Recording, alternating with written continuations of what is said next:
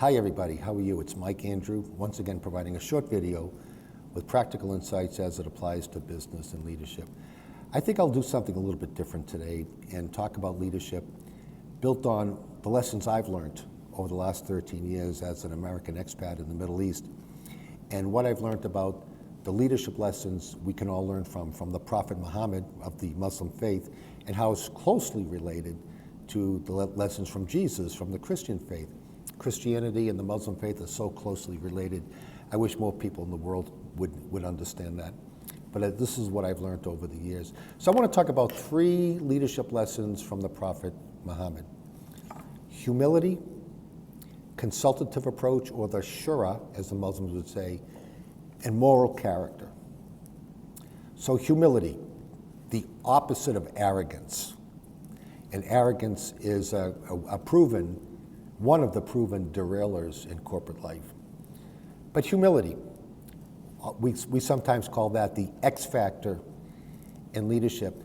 The Prophet Muhammad was a model of humility and kindness.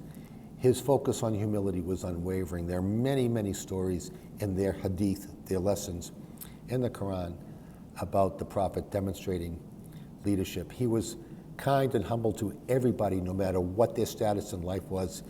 His focus was on the goodness of their deeds.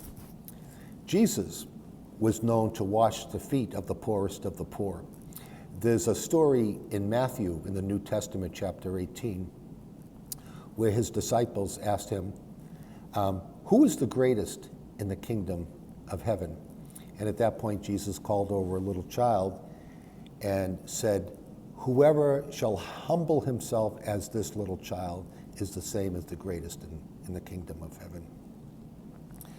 The second lesson from the Prophet Muhammad is the consultative approach, or the shura. He had a natural ability to seek the views of his companions, no matter what the context was, to seek the views and then eventually make the decision after seeking the views. That's the opposite of being autocratic. It's leadership versus bossship. And today you could say it's relying on your talent and listening to what your talent has to say, listening to their views before making a decision. So humility, consultative approach, or the shura, and finally, moral character, or what I'll also refer to as integrity.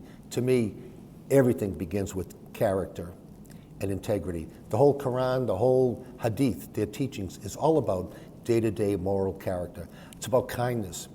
It's about the significance of family, neighbors, the greater family, about charity, from little pieces of charity to big pieces of charity, fairness. Very impressive. So moral character. To me, everything in leadership begins and ends with character and integrity. Everything else almost doesn't matter if you don't have character and integrity.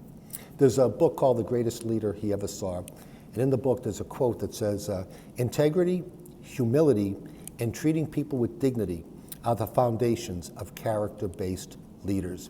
And in that same book at the beginning, there's a quote from an ancient Greek philosopher, I hope I get his name right, Heraclitus, back in 535 to 475 BC, and he says, character is destiny.